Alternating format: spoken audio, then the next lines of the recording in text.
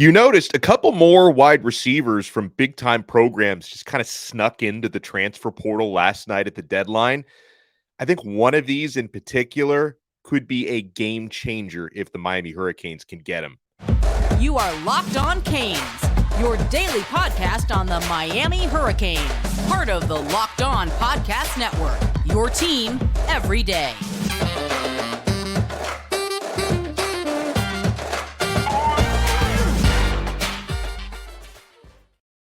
I am Alex Dono. I'm a University of Miami alumnus, longtime South Florida sports radio vet, and contributor to allhurricanes.com. And thank you so much to the everydayers who make Locked On Canes your first listen each and every day. We're here with you 6 days, sometimes 7 days a week. And today's episode is brought to you by FanDuel Sportsbook, official sportsbook of Locked On. Make every moment more. Visit FanDuel.com/Locked On to get started. So I can't emphasize this enough. The deadline to enter the transfer portal was last night at midnight, April 30th. That wasn't the deadline to decide. So you've still got some prominent players out there. We're going to focus on wide receivers today that Miami is going after. Miami is trying to bring one or more of these guys to the U. And my goodness, one of the players who entered the portal on deadline day, this is someone that I really covet, okay? And you're basically solving any perceived wide receiver issue you still have if you can bring Michigan State's Keon Coleman to the U. I don't know yet where Miami stands with him. It's very early in the process because he just got in the portal. And, sometimes when players enter the portal, big-time players, especially from Big Ten program, this guy was a starter at Michigan State. Sometimes when guys enter the portal, you kind of already know where the buzz is. Like when Bear Alexander, the defensive tackle from Georgia, entered the portal, everyone kind of already knew he was going to be a USC Trojan. I haven't seen any indications like that yet with Keon Coleman. I think we're still letting the dust settle with this one, but this is a must pursue for Miami. Again, starting receiver last year with Michigan State. And I love this stat from Pro Football Focus College. We'll get to his overall stats last year, which are really good. But Keon Coleman last year had 11 catches on throws of 20 or more yards. That was tied for the most in Power 5. So if you're looking at an offense like Miami's that wants to go a lot more vertical last year, that's part of the mission statement for Shannon Dawson, your OC and your quarterbacks coach. You have a quarterback in Tyler Van Dyke who 2 years ago, when he was in a more vertical offense, hit a lot of deep throws, especially to our guy Charleston Rambo, who had that record-setting year in 2021. Tyler can throw the deep ball. If you were to add a Keon Coleman who had 11 catches on throws of 20 or more yards last year, you could potentially create a really special connection between your quarterback and a wide receiver. And hopefully, if Miami gets the opportunity to host Keon for a visit and to make an official pitch to him, that's got to be part of the pitch that, hey, look what our quarterback did as a redshirt freshman going vertical in 2021 because he had better receiver help and just a better offense then. And he's going to have an offense more like that this year. Look at the connection you guys can build together, okay? Now, for the overall stats and the dimensions for Keon Coleman, a lot of reasons why I like this guy a lot. He's got excellent size, first of all. This is the type of size Miami's looking for. 6'4", 215 pounds. Really, really good numbers with MSU last year. 798 receiving yards. I think it was 58 catches he had for 798 yards, and he scored 7 touchdowns last year. And folks, sometimes when you're looking at how impactful a transfer portal player, it's a tongue twister, when you're looking how impactful a guy like this could be, you always want to check what the fans of the program he's leaving are saying about him, because a lot of times when a player hits the portal, the fans are like, he's mid, let him go, we don't need this guy. That's not what Michigan State fans are saying about Keon Coleman. It seems pretty unanimous that they are sorry to see him go, and the phrase I see coming up a lot among Spartan fans is, this one hurts. They say that a lot. Starting wide receiver last year, and he's got NFL type of potential. Coleman, he's got top line speed as well to go along with his size. four-star recruit in the class of 2021. So he's got multiple years of eligibility left. And by the way, you want to talk about what kind of an athlete Coleman is? Not only was he a football star, but when he was coming out of high school, he also received Division I offers in basketball and in baseball. So this guy has a high-level tri-sport athletic background. Keon Coleman, again, you don't always say this about transfer portal guys because there could be like a reason why they're leaving the program they're at. But in this case, if you could bring in a guy like this to join your wide receiver core, this could be a game changer for Miami. So I hope the Hurricanes are going to be aggressive for this one. I expect they're going to be aggressive for this one. Another wide receiver from a very prominent college program who entered the transfer portal less than 2 hours before the deadline last night is Ohio State's Caleb Brown. Now, I'm sure Miami will probably at least do their due diligence and kick the tires on this one. You guys tell me if I'm missing something here. Now he, did appear in 4 games last year with OSU, so he was able to keep his red shirt. Just had 1 catch for 5 yards as a true freshman. That'll go down as a red shirt year, so he wasn't really a factor for the Buckeyes. I know that Caleb Brown, he was a big-time recruit coming out of high school, a 4-star guy. But I don't really think, unless I'm missing something about just how dynamic this guy is, you guys let me know.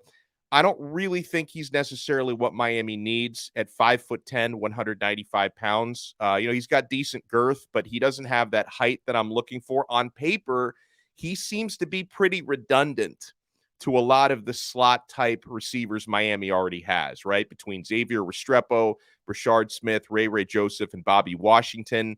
I don't know if Caleb Brown is different enough when it comes to the size characteristics. So many receivers Miami already has. So I'm not nearly as interested in him as I would be in a guy like Keon Coleman. And there's been in there for about 5 days. There is another Ohio State receiver named Caleb in the portal. If your name is Caleb, you're probably leaving Ohio State this season. Caleb Burton, he seems to be trending towards Auburn. He was just there over the weekend on a visit. There seems to be some optimism coming out of the Auburn side. But again, this guy's a smaller type receiver, 6 foot tall, about 170 pounds. I don't know if that really, even if he would be an option, probably isn't. I don't really know if he's what Miami's looking for. I really, really, really like Keon Coleman. There's going to be competition there. There could be an NIL bidding war just based on how good of a player he is and a big-time program he comes from. But hopefully that is someone Miami can try to go all in for, because that could be a game changer and a program changer. Now, we talked about a couple of other options in recent episodes. I still really like UTSA's Zachary Franklin. We talked about him on yesterday's episode. I know, group of 5 guy, but a G5 standout, absolutely good enough to make the jump to high-level Power 5. Zachary Franklin last year caught 93 passes for 1,137 yards and 15 touchdowns. In 2021, he caught 12 touchdowns, had over 1,000 receiving yards, caught 81 balls. This guy is a playmaker with the ball in his hands. So UTSA's Zachary Franklin is another one that I'm looking at. And I haven't forgotten about Xavier Henderson from Florida. It's just ever since he made his midweek unofficial visit to Miami last week, things have been really, really quiet. And not just on the Miami side, things have been quiet with him in general. So he and his family appear to be taking their time. I had been hoping and kind of expecting he might even commit to Miami coming out of that midweek visit. It didn't happen. So I think everyone's taking a little bit of a step back. We'll see how Miami fits there. But if Xavier Henderson doesn't end up being a Cane, there are other quality options available, and hopefully Miami can make something happen in that regard. I did get a question about whether or not Miami can pull multiple of these wide receiver options in the portal. I want to get to that on the other side. Plus, I think this is an interesting question I want to get to. Is there a role player on Miami's roster heading into next year that can get a high number of snaps and might make the most out of his playing time? What would you call that? A sleeper? Somebody who flies under the radar? Man, we are just getting started. We got a lot more to come on this episode of Locked On Canes. Oh, a lot more to come on FanDuel. All my teams keep advancing. Florida Panthers knocked out the number 1 seed. Miami Heat already knocked out the 1 seed, and they've got a 1-game-to-none lead against the New York Knicks in the second round. I spend more time on FanDuel than I spend with my wife lately. Make a fast break to FanDuel during the NBA playoffs because right now, new customers get a no sweat first bet up to $1,000. That's $1,000 back in bonus bets if your first bet doesn't win. That means you've got nothing to lose on that first bet, guys. There's no better place to get all the playoff action than America's #1 sportsbook. Visit fanduel.com/locked on and get a no sweat first bet up to $1,000. That's fanduel.com/locked on. I'll be all over that. Miami Heat versus New York Knicks, Florida Panthers versus the Toronto Maple Leafs. I love checking out soccer numbers as well. It's all right there. FanDuel.com/locked on. Make every moment more with FanDuel, official sports betting partner of the NBA. Thank you so much for making Locked On Canes your first listen today. And to the everydayers, Tuesday's going to be a fun one. It always is. It's a Truth Teller Tuesday tomorrow with Bruce Warner. We're going to try to bring on another special guest with Bruce and I. So tomorrow's episode is going to be really, really good. And you guys know if Miami does get any commitments from the transfer portal or class of 2024, we're known to do some emergency episodes on Locked On Canes. So if anything breaks, we're going to be here for you. I want to open up to questions. You guys do an awesome job sending us questions on our subtext chat. You can join, by the way. I include a link in the show description below to join our show's exclusive SMS texting service. It just brings you closer to the community of Locked On Canes. I shoot you guys 5 to 10 updates to the entire group per day, but I'm always there to answer your questions. You text us on subtext, it goes right to my phone. I answer you guys' questions. Sometimes we just talk about the Miami Heat and the Florida Panthers. A bunch of people were texting me about that on the subtext. So we're always there for Canes scoops, recruiting news, observations. So if you want to join, I include a link in the show description below. But we get a question here from You Heard Pod, my buddies, You Heard Pod, Joe, Ben, and Chalupa. They ask, hey, is there any rotation/role player that won't get a high number of snaps but might make the most out of his playing time and make an impact this year? So, all right, I'm going to give you, man, sometimes I feel like you guys ask me for one name to answer your question, and I come at you with like 6. That's just how we do things here on Locked On Canes because there's so many players on this roster I like. All right, so one guy, I can't imagine him getting a high number of snaps playing behind Xavier Restrepo and Brashard Smith. Ray Joseph, true freshman. He's weapon. He's just weapon X. This guy can make a difference. Ray Joseph, for however often he does get on the field, and I think he's just so fast and explosive, you've got to find ways to use him. I think he's going to make the most of his snaps, even if you only see him a handful of times per game. You saw what Ray can do in the spring game. He's a threat to take everything to the house. He's really hard to tackle. He bounces off of tackles. He's shifty. I would also say, and okay, it's a little bit more of a gamble when you're talking about freshmen that haven't even arrived on campus yet, guys who weren't there for the spring, but Chris Johnson, speedy running back. I've got to believe this guy's going to make the most of his snaps, and he's going to get at least a few this year. Because same thing with Ray. Chris Johnson has game-breaking speed, the incoming freshman from Dillard. I'm going to say another incoming true freshman who he was there for the spring, but he missed some time with a minor injury, Malik Bryant. Now, I think we would all be talking more about Malik Bryant, the true freshman linebacker from Jones High School in Orlando. We would all be talking more about him if you got a chance to watch him in the spring game, but I've been up close to Malik a few times. He looks the part, first team all runway, first guy off the bus. I watched enough of his high school tape to know this guy is just a slayer of opposing quarterbacks and running backs. He's just so disruptive. He's going to be really, really useful, playing kind of a hybrid outside linebacker, edge rusher role and just, terrorizing opposing teams. We're obviously going to see a guy like Malik Bryant. We'll see more of him year 2, 3, 4, etc. But if he does get some playing time this year, I think he could maximize his snaps as well.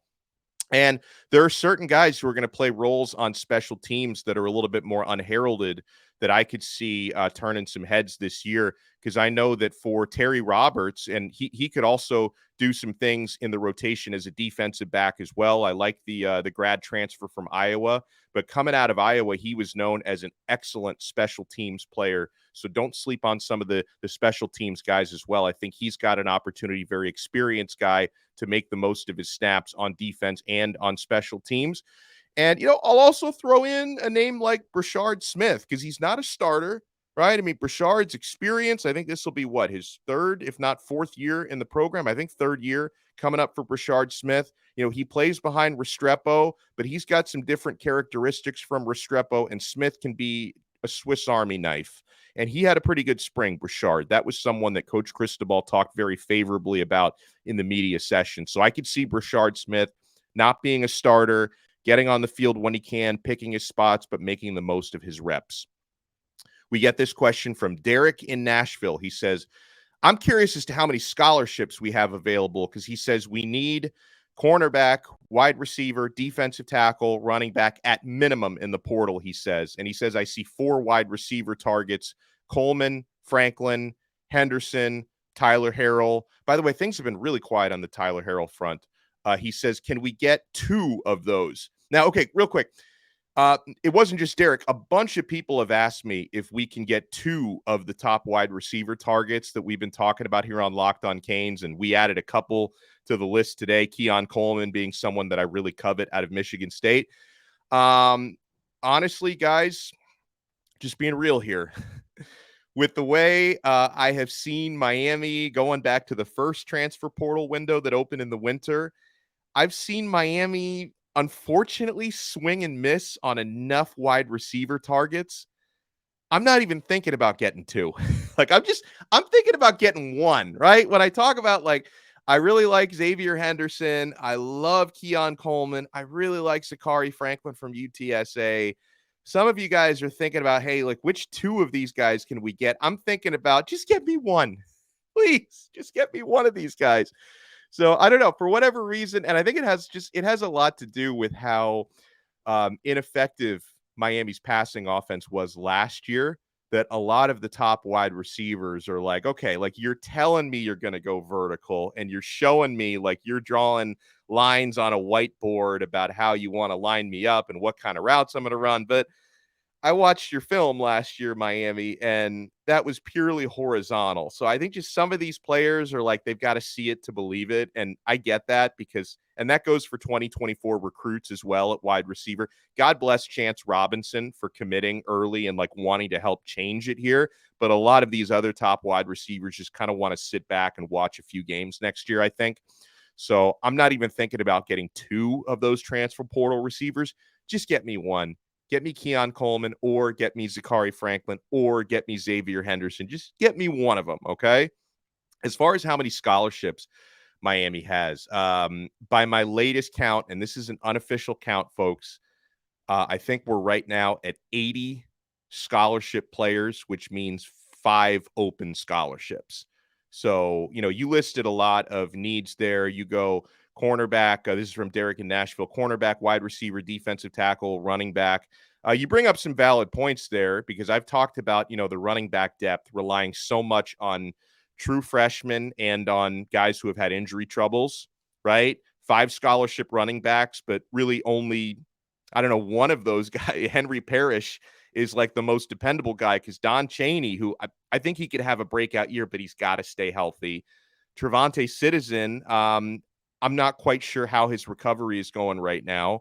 And then you're talking about Mark Fletcher and Chris Johnson. I love Fletcher especially, but they're both going to be true freshmen. So, you've got a lot of inexperience and injury liabilities in that running back room. I would love to add another one. I'm not sure if Miami will. We'll see.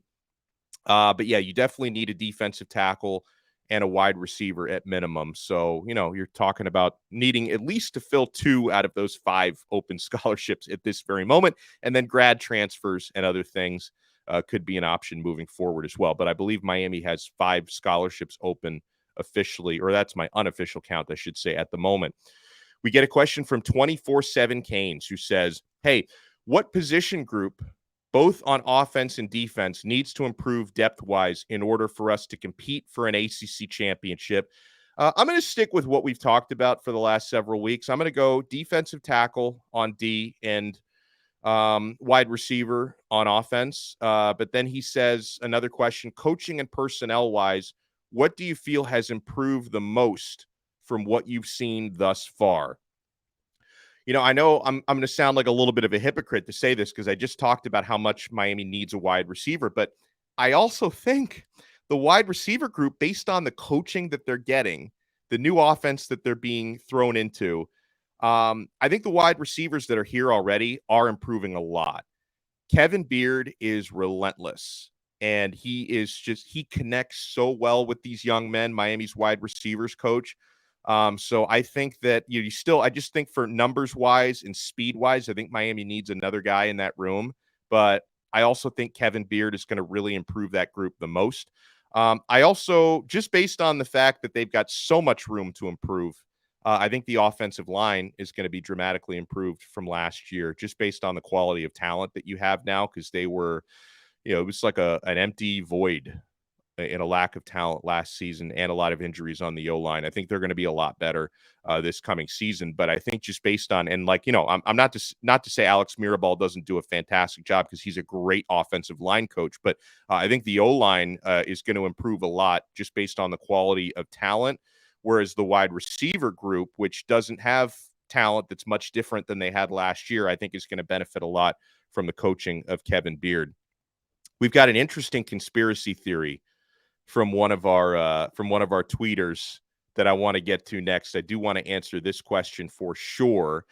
And an interesting question about Jakari Brown and how he's going to be used next year. And the answer might surprise you.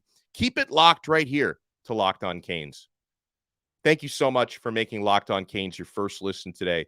Remember, guys, if you could be so kind, leave us a thumbs up, aka hit the like button on YouTube, and subscribe to our channel if that's where you watch us on YouTube. Or if you listen to us on Apple Podcasts, Spotify, the Odyssey app, wherever you get your pods, be sure to leave us a 5-star rating. And if you have a little time, leave us a nice review there as well. I do have a couple new 5-star reviews on Apple Podcasts that I want to shout out before we are done here today. We get a question from Polk Kane, who I love. Polk Kane is a great contributor. He says, hey, pure speculation here, but do you think that Mario Cristobal purposely went smaller on the D-line this year in an attempt to get those behemoths in the 2024 class to come next season?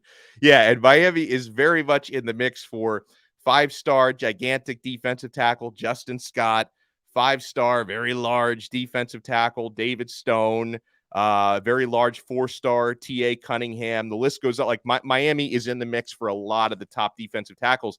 That's an interesting conspiracy theory by Polk Kane. Did Mario go small this year on purpose to try and go large next year? I don't know if he did it on purpose. I'm going to say he probably didn't do it on purpose because I think Mario would just like to get the best, biggest run stuffers every single season. But I will say that, only bringing in one true defensive tackle in the class of 2023, Joshua Horton, who, by the way, is very big and very good. But then in the transfer portal, you got the smaller guys, Branson Dean, Thomas Gore. They're both under 300 pounds. I don't necessarily think Mario did it on purpose. In fact, I don't think he did it on purpose, but it might work to your benefit in the class of 2024, because if I'm Justin Scott or David Stone and I'm looking at what Miami has, I'm like, shucks, I'm in high school and I'm bigger than some of these guys. I can go right in there and play really, really early at Miami. So even if it wasn't done on purpose, if that wasn't part of the chess game, and maybe it was, I should give Mario credit because he's a great recruiter. But if it wasn't part of the chess game, I think it could work in your favor anyway. We get a question from, I like to call this guy the official private eye of Locked On Canes because he actually is a private detective. Closure Investigation Agency says, hey, do you think there's going to be a Jakari Brown package during games this year? Couple reasons I'm going to say maybe not this year. Number one, for what it's worth, Jakari Brown, like he doesn't want to be the package guy. Like he wants to be an eventual starting quarterback at Miami. He doesn't want to be in that box of, hey, this is just an athlete we're going to use on gadget plays. Now, at the same time, you do want to have your best players on the field, and he's maybe the most athletic guy on the other team, on the entire team, I should say. He's the most athletic guy on the team. But here's a reason why I'm going to say we might not have a Ja'Cory Brown package this year. And I'll say that because he is actually, from what I understand, this may surprise some people after he got a lot of playing time last year. He, from what I hear, is open to not playing much this year and preserving his red shirt, which he didn't use last year. Remember, Ja'Cory Brown had to play in more than 4 games last year, burned his red shirt. He still has that red shirt. He can use it if he wants to.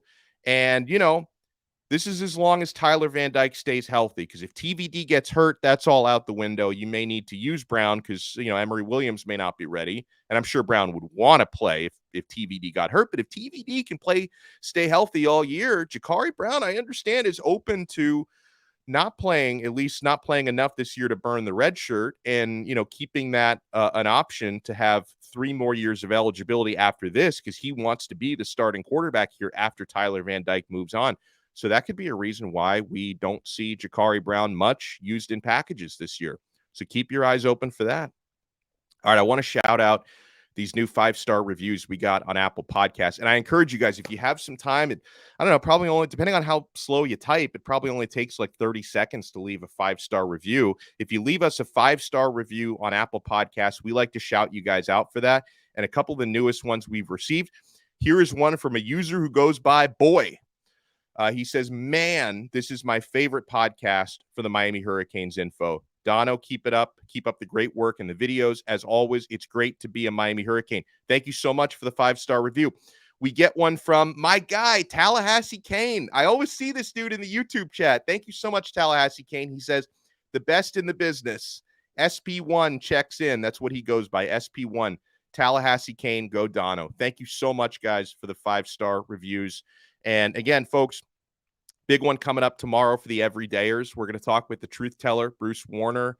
And always keep your eyes on the channel, because if news breaks, if we get a commitment in the class of 2024, or if something shakes up in the transfer portal, we like to do emergency episodes whenever we can. So we'll talk to you again next time on another episode of Locked On Canes, part of the awesome Locked On Podcast Network, your team every day.